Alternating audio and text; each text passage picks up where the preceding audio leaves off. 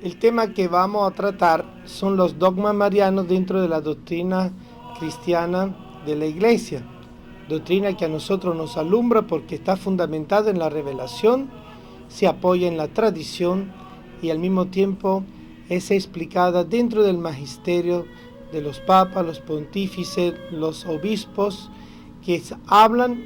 iluminados por el Espíritu Santo y que nos permiten comprender la profundización de la verdad en Cristo, con Cristo y por Cristo.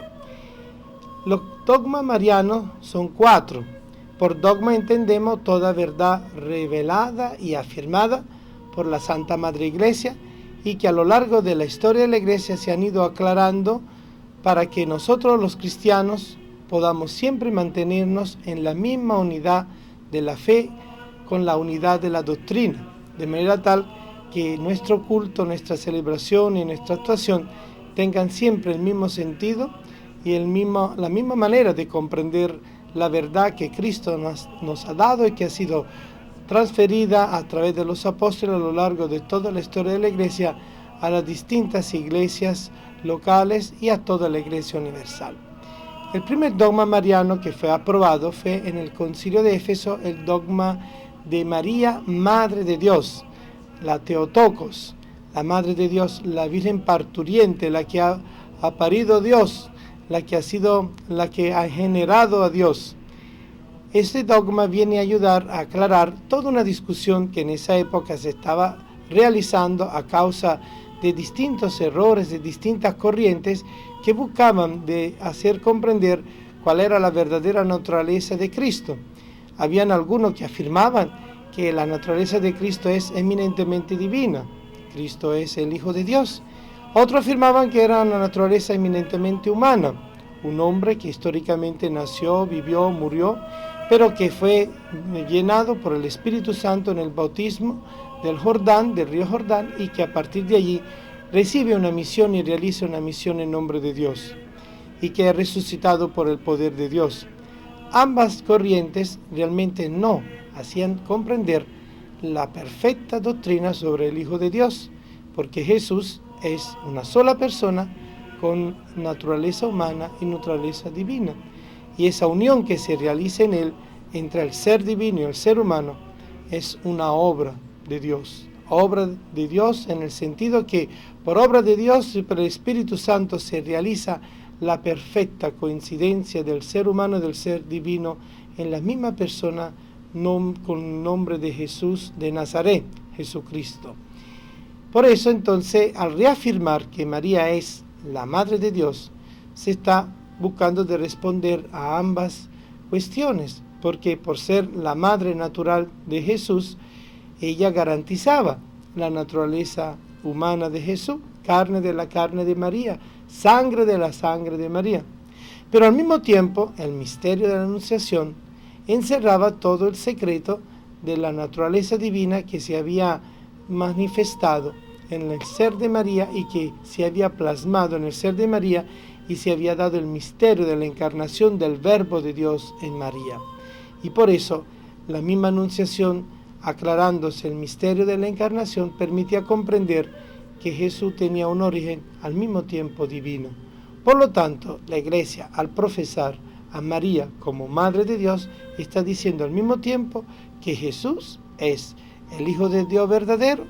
y que al mismo tiempo es de naturaleza humana y divina en la misma persona de nuestro Señor Jesucristo. Esto fue afirmado por la Iglesia, declarado en el 431 en el Concilio de Éfeso. El segundo dogma mariano que nosotros tenemos dentro de la Iglesia es María siempre Virgen. El Papa Martín, en el Concilio de Letrán del 649, anuncia solemnemente la virginidad perpetua de María. María virgen antes del parto, María virgen en el parto y María virgen después del parto. ¿Por qué era importante reafirmar como doctrina de la Iglesia la perpetua virginidad de María? Por el hecho de que habían muchos que afirmaban que María había tenido más hijos, porque en los evangelios, sobre todo en los sinópticos, se habla de los hermanos de Jesús, haciendo caso omiso a lo que era el sentido original de esa afirmación cuando se habla de hermanos dentro de la cultura judía, dentro de lo que es la realidad de la familia judía. Se le decía hermano a todo miembro que pertenecía a dicho núcleo. Podían ser primos, también nosotros decimos primos hermanos, podían ser familiares juntos o personas que están relacionadas a ese núcleo desde el comienzo. Por eso, cuando la Iglesia nos hace descubrir el verdadero sentido de la palabra, nos está también haciendo descubrir la manera con la cual siempre nosotros hemos interpretado desde el comienzo la manera correcta de ver la Sagrada Escritura. Por eso la afirmación de María siempre Virgen para nosotros es importantísimo, porque eso a nosotros nos hace comprender que María fue la madre no solo del primogénito, sino del unigénito. María tuvo un solo embarazo y tuvo un solo hijo natural. Ahora, cuando nosotros nos queremos referir a que María tuvo muchos hijos, sí, también lo decimos, pero en el sentido espiritual, que María siempre Virgen, al mismo tiempo, al pie de la cruz, recibe de Jesús la encomienda, la misión de ser la madre espiritual de todos nosotros. Y así nos los hace comprender el Evangelio de San Juan en el capítulo 19, entre el versículo 25 y 27, donde Jesús entrega a Juan, a su madre, y entrega a María, a Juan, el discípulo amado, haciendo descubrir a María y a Juan la relación profunda espiritual que se generaba desde lo que era el sacrificio de la cruz. La maternidad de María se apoya en la virginidad de María, una virginidad de la fe, del corazón, puro, inmaculado, totalmente adherido a Dios, por lo cual María vive el misterio de la gracia y la obra del Espíritu, así con Jesús, también con cada uno de nosotros. De manera que ella se transforma realmente en la Madre de Dios, en la Madre de la Iglesia, la Madre de todos los creyentes. Por eso la Iglesia tuvo mucha razón en querer reafirmar y hacer comprender como parte importante de la doctrina la perpetua virginidad de María. El tercer dogma mariano que nosotros vamos a compartir y estudiar en este momento es la Inmaculada Concepción de María. Fue en el 1854 cuando el Papa Pío IX reafirma la doctrina de la Inmaculada Concepción de María. María concebida sin pecado original, o como también siempre hemos dicho dentro del mundo hispanohablante, la purísima, la pura, la toda santa. Hay dos maneras de decir el mismo misterio: aquella que ha quedado sin el pecado original desde el momento de su concepción y no después de su concepción, es al mismo tiempo la toda santa, la purísima. Nosotros podemos comprender que este dogma no quiere reafirmar un privilegio de María a sí, sino quiere decirnos algo muy importante,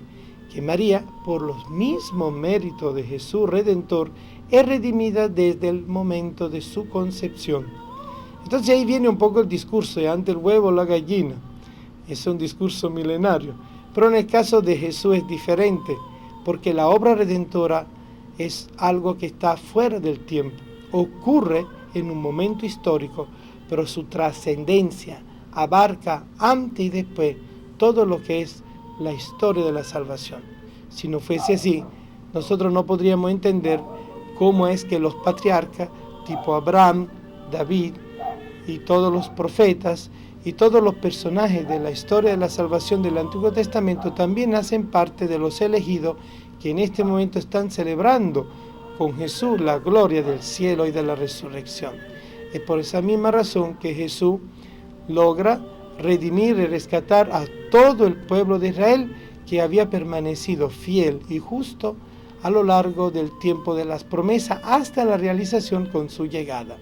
De esa misma manera, María es rescatada, es redimida en el vientre de su madre desde el mismo momento de su concepción. Milagro, misterio que todos nosotros contemplamos en el dogma de la Inmaculada Concepción. Y desde ese momento la Iglesia reafirmó algo que siempre se había creído, porque María era realmente exenta de todo pecado original y de toda culpa, y por lo cual María nunca conoció el pecado. El corazón de María fue un corazón intacto, porque la redención de Cristo la creó, la purificó y la determinó para que todos nosotros pudiéramos recibir el gran regalo de Cristo Salvador, porque no podía nacer de un vientre pecador aquel que iba a vencer el pecado, porque su propia capacidad de victoria ya había ocurrido desde el momento de la concepción de su propia madre, de manera que sus entrañas fueran realmente purísimas y adaptísimas para poder recibir al Verbo encarnado. Este es el gran misterio del dogma de la Inmaculada Concepción de María. El cuarto dogma mariano que la Iglesia celebró y profesa y mantiene es el dogma de la Asunción de María. María asunta al cielo en cuerpo y alma después de muerta. Y también esta fue una verdad que se conocía por tradición y se veneraba por tradición desde el comienzo, pero que solamente en 1950 es que declarado de manera oficial como dogma de la Iglesia Católica.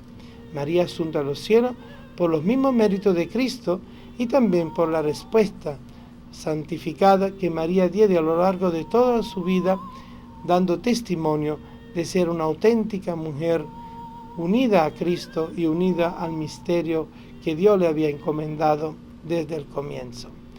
La Asunción de María viene a nosotros a recordarnos la importancia de lo que es la escatología. ¿Qué entendemos por escatología? Escatón quiere decir el final de la cosa, el destino último de la cosa. Nosotros no podemos pensar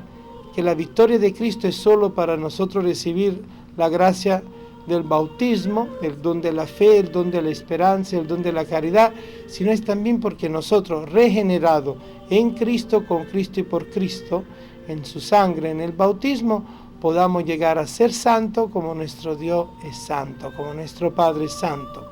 La santidad es el camino para toda la iglesia, una iglesia peregrina aquí en la tierra, una iglesia que camina aquí en la tierra en la búsqueda de la patria definitiva que es la casa del Padre. Jesús es el camino y María nos acompaña como modelo, como aquella que como primera redimida, pero también como primera asunta victoriosamente al cielo en cuerpo y alma, nos está ayudando a descubrir la verdad eterna de que Cristo es nuestro único y verdadero Salvador, que Jesucristo es nuestro Señor, nuestro Redentor, nuestro Mediador, y que Cristo, su Hijo, es aquel que nos llevará a la victoria final sobre el mal y sobre el pecado. Eso es para nosotros motivo de esperanza, motivo de alegría, de manera que cada vez que estemos celebrando cada uno de estos 4 misterios que nosotros dentro de la Iglesia hemos llamado dogma mariano y lo definimos dogma mariano, nosotros podemos realmente regocijarnos en esa gloria de Dios. Gloria de Dios por nuestra fe, por nuestra vida, por nuestro testimonio y sobre todo por la esperanza que Él nos da continuamente de que por el camino de la justificación y de la santificación, pero también por el camino de nuestra respuesta a la obra de Dios, como lo hizo María, podemos llegar a estar junto al cielo con Él. Esta gran verdad mariana que nosotros acabamos de expresar en el dogma de la Asunción nos ayuda a comprender el destino final de la Iglesia, la esposa del Cordero, que se va a unir junto a todos los coros angelicales, a todos los santos, en la gran victoria final del Cordero, cuando realmente nosotros podremos ver cara a cara el misterio divino, pero también el misterio de la Iglesia, pueblo de Dios, familia de Dios, exaltada en el cielo. Y María, la primera,